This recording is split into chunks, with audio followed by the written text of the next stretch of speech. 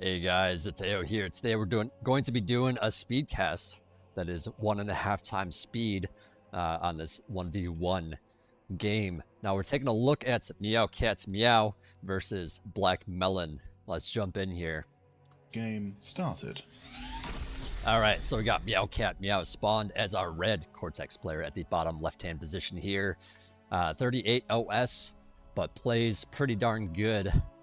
And we got BlackMelon spawned at the top right here as our blue Cortex player. So Cortex v Cortex, we'll have to wait and see how these guys do the lab. Let me set the speed to 1.5 times speed and let's get cranking. Now this is Theta crystals. You got this high ground here, which can be important because it blocks radar going across. Unless, if you control it, basically you can put a radar on it, see beyonds, whereas otherwise you can't see past this without controlling this territory. But there's only one mech up here, so it's really like just the importance of this area is really just for that radar and being able to see and apply pressure, and you can maybe do like I don't really want to say a sneak attack, but like you can just kind of jump out of the shroud and just like show up with a bunch of units if you don't control that. Now the bottom right hand position here has all the mexes, or has the mexes that are really important because assuming that you at least have some units stationed here, you can defend the upper position pretty easily. But the bottom here, it's a little bit more open, and you do have this narrow choke here, but assuming that both players play for the middle mexes, as long as you control these two here, it can be a big deal. There's also some mexes that are really only mostly reachable by air, which means air can be a nice strong play to get some air cons out, just to be able to take a couple of extra mexes as well. But okay, so we got a bot lab here from MeowCatMeow. So we see a lot of grunts. We see a resbot out. There's of course some crystals around on this map, so you can get some early economy going that way. Meanwhile, on the other side of the map, we have a vehicle lab here from BlackMelon.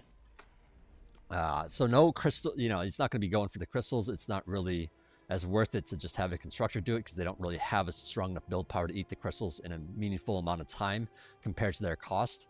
And so you see things like this. You see a commander go out. You see them grab mexes, because vehicles cost a lot of metal here. And with that, it can be really tricky to open with vehicles. You can't just do something like an early con turret and pump out incisors all day with your commander. You have to kind of go out and make sure that you can grab a lot of these mexes. And so the play can typically be to move out your commander to be able to grab these mexes faster. Now we'll have to wait and see if BlackMelon, it looks like BlackMelon is building some stuff up and then going back to assist the factory. Now that is a play, because like you work up some extra metal with your commander moving out really early, but then you want to somehow get some build power. Sorry, there's a bit of an engagement here as well. But yeah, you start working up a bit of extra metal. You don't really have the build power, so it becomes a choice of like, do you eventually just add on more cons and a con turret, or do you send your commander back and just crank out a lot of incisors without spending that money on that infrastructure? And when you do that, you work up this nice timing of incisors where you can just like power through a lot of grunts or a lot of pawns or whatever it is, just by having more incisors out. MeowCatMeow, meanwhile, with bots, does have an earlier construction turret, does have his commander in the back building some wind turbines, even doing this little trick here. And I like doing this a lot too, where you just like kind of put down a bunch of blueprints and then have the con turret just like finish them one at a time, and then you can get them all done pretty quickly. And that's a good thing to do if you're like low on energy and you desperately need more. So really nice little play there, or little tactic from MeowCatMeow. Meanwhile, at BlackMelon's base, we do have that con turret done. We have a couple of constructors on the lab as well. And then, of course, a guy building some energy. Could certainly be building maybe even more con turrets, or maybe just being a little bit too slow with the the con turrets and the constructors there. It looks like the commander decided to move forward and start building stuff out on the map instead. So didn't have that boost of economy there, or didn't have that boost of build power there, and so needed to build on build power. But of course, when you're doing that, you're not building units very quickly, and you can work up a lot of metal if it's a little bit ill-timed. So BlackMelon here just a little bit high on the metal at the moment because of that. We do have some grunts at the top here. Looks like there isn't that much to defend here. Let's see. I don't think the tower got down in time, so these grunts just having free reign over this, and BlackMelon just not having the tanks into position to defend this. So these grunts getting through, doing some massive damage in the back. There's kind of a lot of mexes. This is 7 mexes at the top here, and that's a large chunk of your economy that you don't have anymore because of that. So a bit of a mistake here from BlackMelon. Just, I don't know, just forgetting to have enough units up there to defend. But yeah, the constructor is still alive. He was able to pull that out. So just going to be able to use that constructor to rebuild here.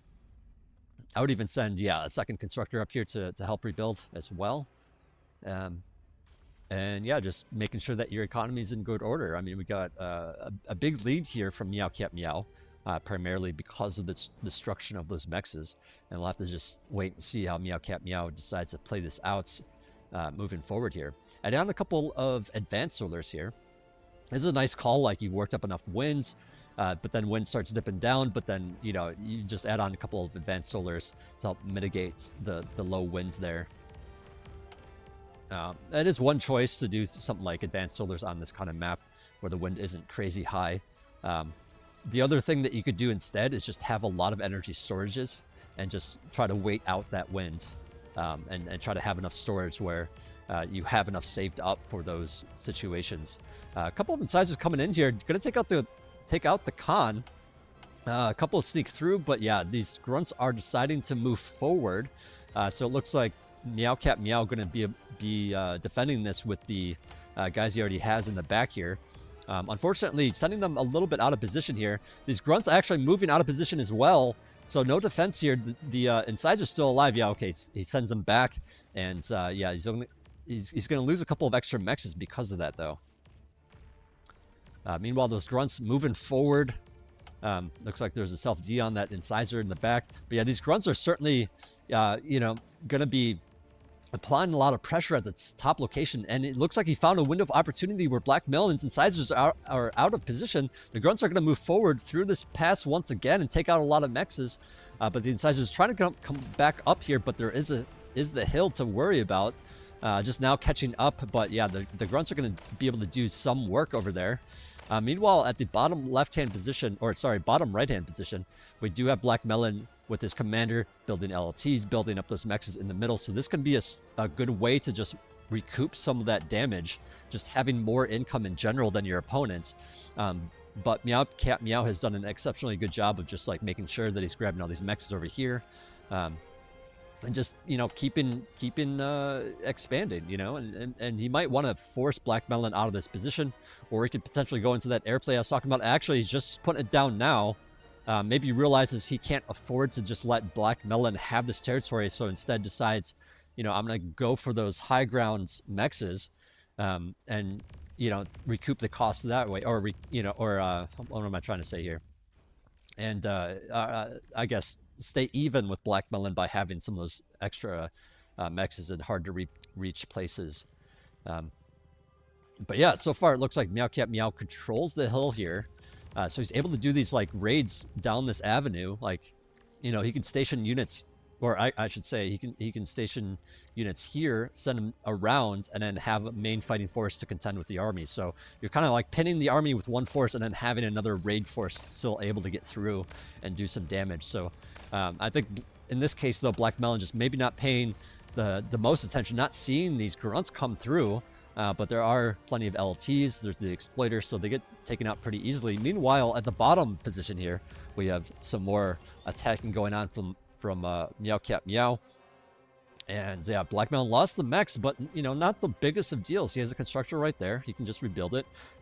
And we do have bombers coming into play as well. So let's see, did MeowCatMeow make any air cons yet? Not yet. Just looking to go straight into bomber first, and then with the cons later. This can be a nice way to surprise your opponents.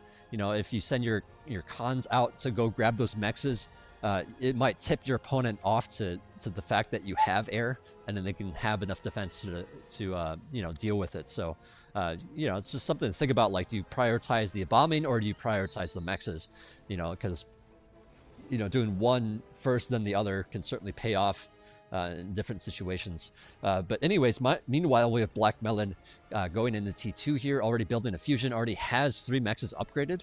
So BlackMelon going to have the lead in terms of economy here. But here comes the bombers right on the lab, it looks like. And actually getting a little bit of the commander as well. But yeah, I think this lab's going to go down. It's taking a lot of damage. There it goes. And that's certainly a big deal. But at the same time, as long as BlackMelon gets some resbots out, he can just resurrect that lab. So it's one of the reasons why you don't go for the lab when you do a bombing. You typically want to go for the energy clusters and the build power. So it's really important that you spread out your wind turbines and your construction turrets as much as you can to minimize the damage of bombers. And if they go for something like a lab, you just build some resbots and pick it back up, and no real big deal there. So a little bit lost time in terms of building units. Like, he's not going to be able to build units for a little while. So this is going to get in here, do some damage. Even, you know, something as slow as slugs. Sorry, thugs, not slugs, but thugs coming in here. And those are going to be able to deal with these incisors a little bit easier. Meanwhile, at the bottom here, we do have a Tsar out from BlackMelon. Is one of the things he was able to produce before that lab went down. And so he's going to be able to shell the place from a distance. And it's really difficult for these T1 units to deal with this, especially since the Tsar is supported by these incisors here. So this Tsar just able to take out all these defenses from a distance. And, you know, it has huge AoE. So, MeowCatMeow has to be very careful about spreading their units and making sure they don't just all get clobbered by one big attack from a Tsar. So, and really the way you deal with these early Tsar rushes in a 1v1, you know, since you have so much space, you can do things like spread out and just kind of run in there all together. And, it's hard for the Tsar to take it all out because they're spread, but then you get that nice flanking damage on the Tsar, you know, being a little bit more unable to retreat. But at the same time, you know, BlackMelon has all these incisors here. So it's kind of a tricky situation for MeowCatMeow as this continues to be punishing. Meanwhile, at the bottom here, or I'm sorry, at the top here, we have MeowCatMeow attacking, you know, trying to do some damage back while the, there isn't that many units up here from BlackMelon. But yeah, the lab is resurrected. A vehicle lab was added on, and BlackMelon is, starting to spend that metal once again. But at the same time, could maybe utilize a couple more construction turrets here. Even need some more energy going on. Air lab is a good idea, but you don't really have the energy for it either. So this is kind of a weird play to do at the moment, just because you don't have that income and you desperately need it. But we'll see how that plays out. I suppose, like, either way, like, even if you don't have the energy, you kind of need to deal with the air from MeowCatMeow. And and at the same time, though, if MeowCatMeow doesn't invest a lot into air, if he doesn't try to do a bombing or a lot of Shuris or something, like, it's kind of a wasted amount of time to build your own air and build a bunch of fighters for something that doesn't exist. So this can be kind of a big deal when you don't have enough energy to actually build the air. But yeah, actually, as it stands, it looks like, well, actually now BlackMelon just added on some fighters. I was gonna say, like, I guess BlackMelon just wanted the lab so that he could build fighters at a moment's notice, but I guess deciding to build fighters anyways. But I guess maybe holding off because of the energy costs. Yeah, the energy was actually in a good spot until the air lab turned on here. So maybe a little bit, just needing that some more energy to support something like an air lab. But yeah, sizable push here from BlackMelon trying to get in here. But it's mostly T1 units, and these Tigers are able to kind of attack these units from a distance, especially something like a Pounder is not going to be as useful here.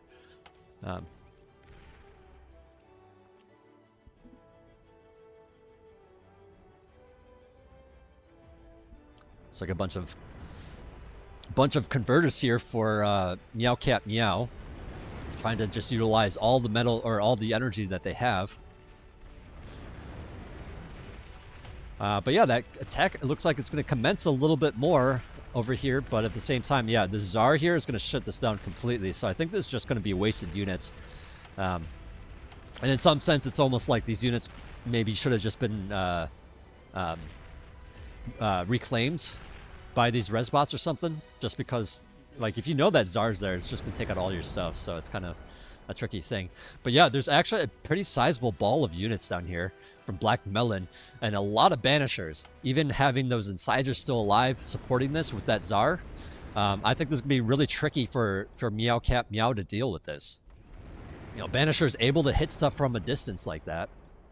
And even hit stuff as they're retreating. And then if you try to close the gap, if you try to run up on those banishers and exploit their weakness, it's kind of tricky because there's a lot of these incisors here to protect it. There's also the Tsar, of course, and the Tsar can absorb a lot of damage as well. So, yeah, I think MeowCatMeow has to play this really carefully.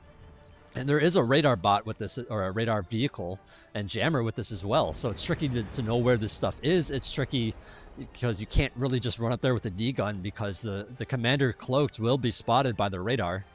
So there's not really too many like strong options to just shut this down completely. So I wonder what MeowCatMeow is going to do in response.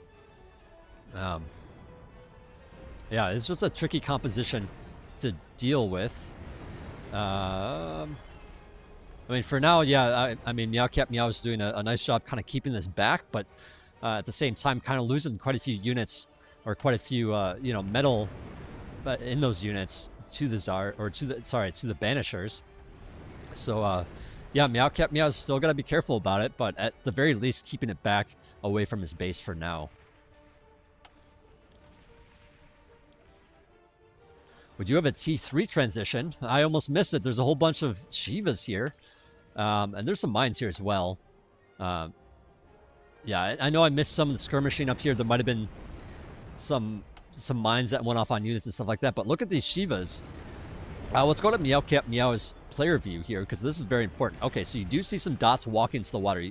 And maybe they didn't notice it, but like it showed up on radar for moments there of just those Shivas walking into the water here. There's another dot there. So certainly something you got to pay attention to. Now, you know, from Meow's perspective, you know, you've seen some T1 vehicles. You might be thinking that it's you know, amphibious T1 tanks, or maybe even a poison arrow or something like that. But you know, to just have Shivas show up like this is certainly a big deal. And your base is right here, so this might be game ending right now, just because you don't have the radar to fully see what's coming in there, because you didn't notice that little sliver of information that you got. And yeah, I think all your labs are dead at this point. And yeah, that's GG. So, you know, just a nice smart play from BlackMelon that MeowCatMeow did not anticipate, and gonna pay for it. Because yeah, that's all the production, that's all the constructed turrets, you know, even being able to attack all the energy infrastructure here as well. There's really not much that MeowCatMeow can do to get back in this game. So that is it. GG. MeowCatMeow taps out. Anyways, if you enjoyed this cast, you know, please subscribe, tell your friends, and so on and so forth. If you did not like my cast, if you think there's stuff I could work on, improve on, let me know in the comments. I do read all the comments, so let me know. Anyways, this is Zeteo signing out. Thanks for watching.